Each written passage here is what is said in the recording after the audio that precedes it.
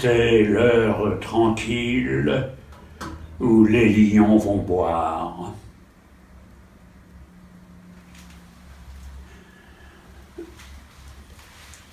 J'ai parmi mes amis un héron qui toute l'année me fournissait en poisson d'eau douce. Évidemment, chacun a ses défauts. Et je suis bien conscient du fait que mon ami le héron a une nette tendance à se monter le cou. De plus, comme il a un long bec, il passe une partie non négligeable de ses jours à dire du mal de ses voisins. Et par ailleurs, son bec étant en dents de scie, il peigne la girafe sans aucune difficulté. Alors, un héron au long bec, emmanché d'un long cou, qui peigne la girafe tout en disant du mal de ses voisins, il faut avouer qu'il y a des moments où ça commence à faire beaucoup. Vous me direz que il vaut mieux peigner une girafe que ne rien faire du tout. C'est un point de vue qui d'ailleurs n'est pas négligeable. Mais il est loin d'être partagé par la girafe. Car à force d'être peignée, celle-ci finit par en être irritée. Et comme elle se monte le cou, elle aussi, elle a avec le héron des discussions sans fin. L'autre jour, par exemple, ils ont palabré pendant des heures et des heures sur les mérites de leurs becs respectifs. Comment, Berthe? Ah oui, vous avez raison. Oui, parce que il faut savoir que la girafe, enfin celle-ci de girafe, a un bec de lièvre, ce qui ne simplifie pas les choses, vous devez vous en douter, et vous pouvez m'en croire. Alors ils ont fini par se prendre le bec, c'était à prévoir. La girafe soutenant Mordicus qu'un lièvre en général court plus vite qu'un héron.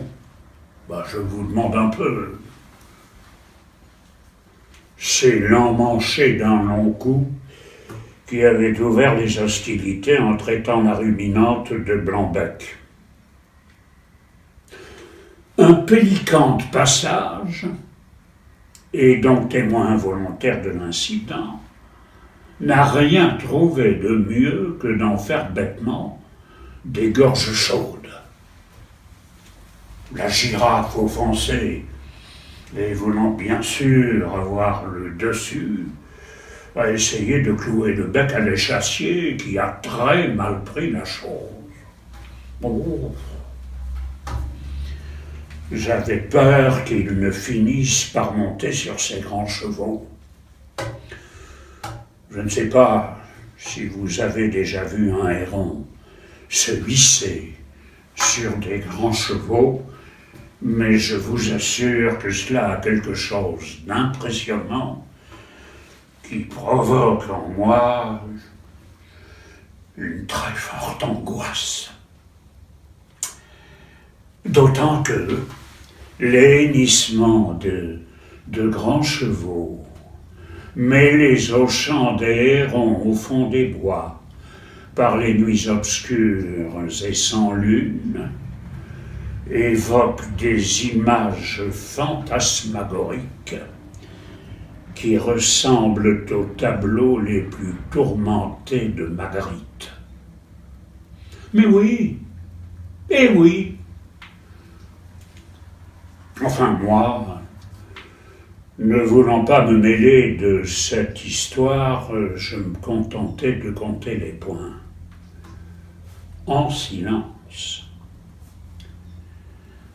Mais finalement, la girafe, frappée de stress, s'est affalée de tout son long sur l'herbe tendre. Ça a fait un de ses foins. La malheureuse, à bout de souffle, était aussi plate, elle était aussi plate qu'une huître. Une huître décoquillée. Il a fallu faire venir une grue. Mais comme celle-ci arrivait sans se presser, nous avons tous fait le pied de grue pendant un long moment. Enfin, on pensait que sa présence allait créer une diversion lorsqu'elle a demandé quel était le motif de l'incident. Alors, vous pensez que, en apprenant la raison de la dispute, elle a ricané comme une sotte, arguant que ses arguties étaient une plaisanterie au regard de son propre bec. Bis repetita. J'en avais plein les sabots. Non placente. C'est alors que le héron a eu la mauvaise idée de la traiter de grue. Ne voulant pas être en reste, elle a rétorqué que l'emmanché était une grande folle. Dans quel guêpier m'étais-je fourré?